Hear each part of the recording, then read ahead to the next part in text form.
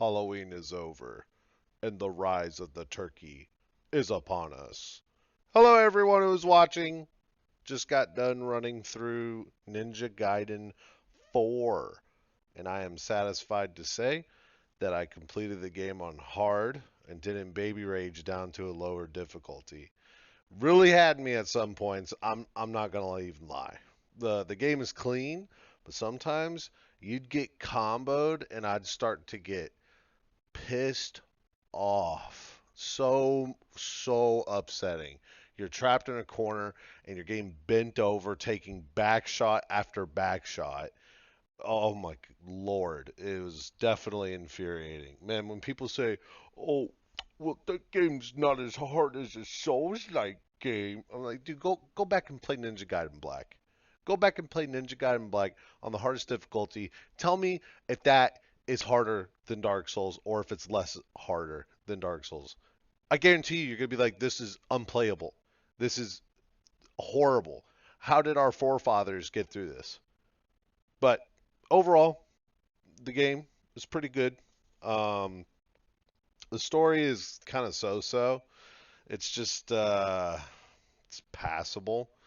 It's nothing too crazy, and just seems like the plot of every slightly, and I mean super slightly above average anime or manga, kind of doesn't really do anything for me. Doesn't have me weeping. Doesn't have me going, oh my god, that's poggers. No, nothing like that. Oh, actually, it did. Yeah, it did have me pog champ one time. Definitely one time for sure. It was pretty hype. But where the game does shine is the actual gameplay and the sound design. Oh my god, it's like smelling a cinnamon roll freshly baked. That sound design. Most of the time, I don't pay too much attention to sound design, but the finishers in the game, oh, which I feel like they're kind of like glory kills from Doom. They are so satisfying to execute and hear. Oh God, I could hear it in my, I could hear it in my earlobes. Just the sound when oh, when you just chop a dude's head off or you eviscerate a demon. It never feels, repetitive to keep pressing the destroy this idiot button. And when it came to boss fights and accomplishing this feat too, oh, it was even better. It was so good. Gave a little bit of the old school kind of God of War style of just, yeah, I'm gonna mess this dude up type of thing. The game is super fluid. There was pretty much only two instances I felt like weren't super well thought out.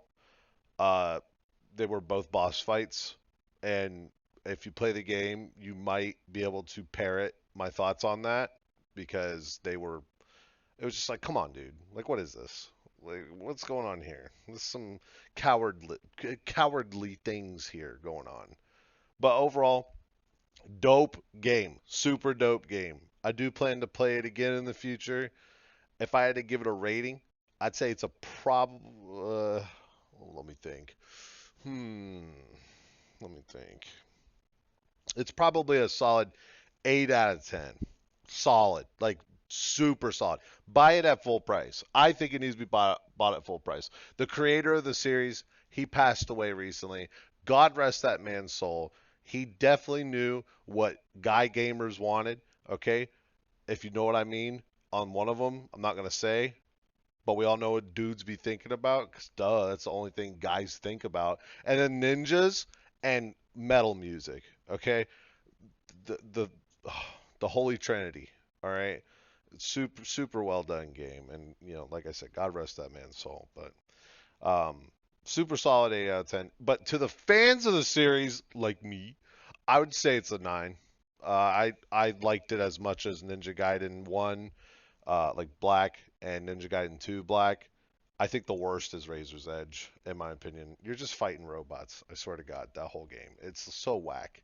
I play Ninja Gaiden to fight robots and demons and fiends. Okay? I don't know what the difference is between fiends or demons, but I come in here to fight those guys too, not just machines. All right? I'd go play Terminator or something. And, I saw some haters complaining that, oh man, it's just not Ninja Gaiden. You can parry, man. Wah. And it really doesn't fucking matter, does it? It doesn't. Okay?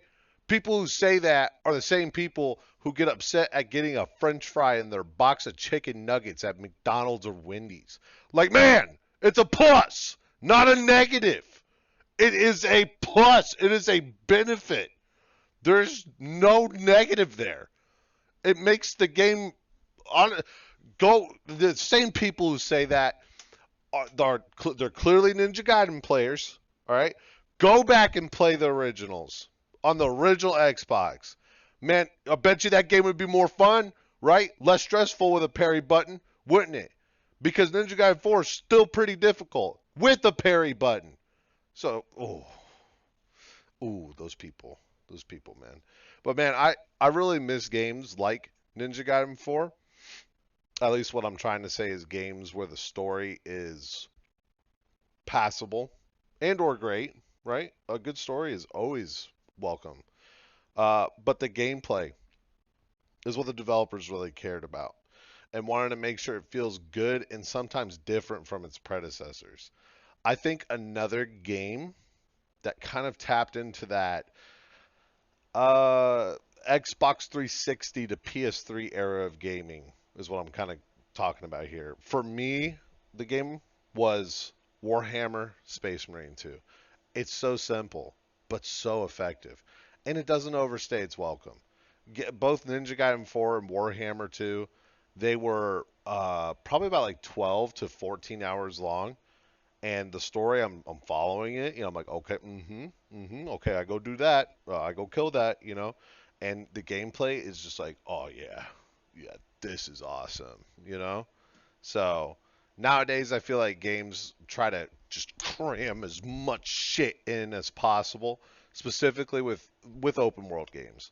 I understand the developers want to make sure you aren't feeling lonely and or bored, but sometimes it makes me, at least personally me, not want to play knowing I'll have to do side missions, time trials, treasure based hunts, base capturing, map exploration by maybe climbing a pole, or maybe I gotta like go around and drive around just to see where stuff's at, and just all that comes with those types of games. But hey, to each their own.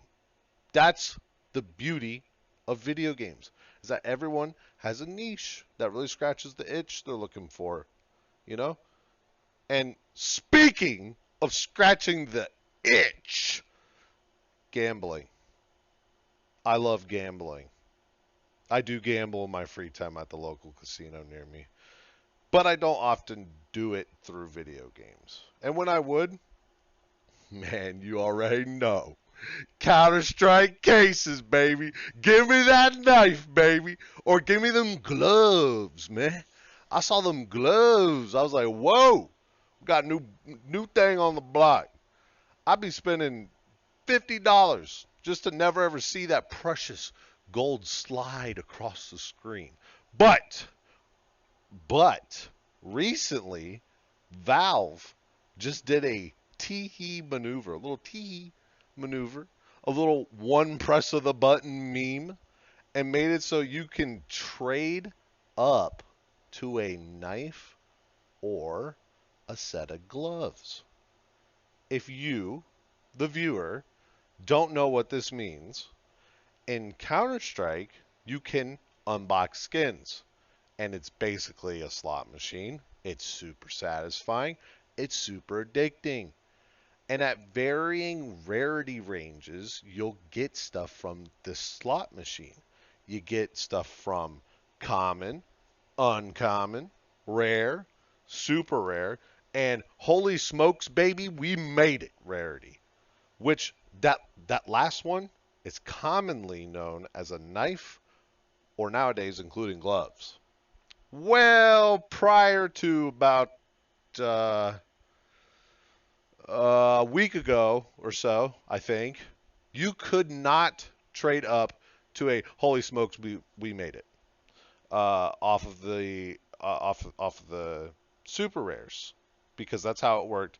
You had to take the commons. You need 10 commons to get one uncommon. Then you need 10 uncommons to get to a rare, and so on and so forth. But Valve just decided to allow this where you just take a super rare, and you only need 5 of them. And there's some really cheap, really, really cheap super rares that allow you to trade up to the most expensive items in the game. And these items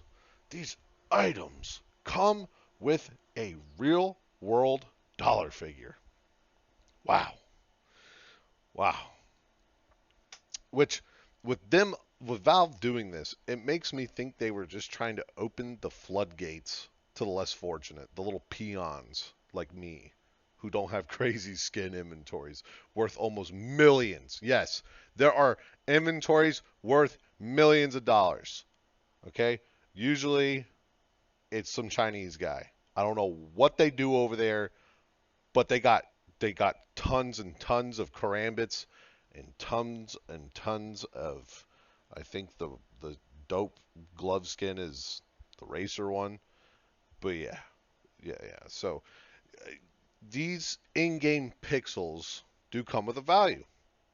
And when Valve did this absolute meme of an update, making it to where you could trade up to the most valuable items in the game, which also make it to where when you're opening up a case, keep in mind this, you have less of a chance of hitting a knife than you do of actually winning a jackpot at a casino. Don't quote me on that, but I think it said like 0.7 something percent to chance to get a gold, and I'm pretty sure that's close, if not worse, than getting a jackpot at a slot at a casino. So, you know, they essentially Valve essentially crashed a, don't quote me on this one either. Okay, I don't do my research. All right, I'm just yapping here.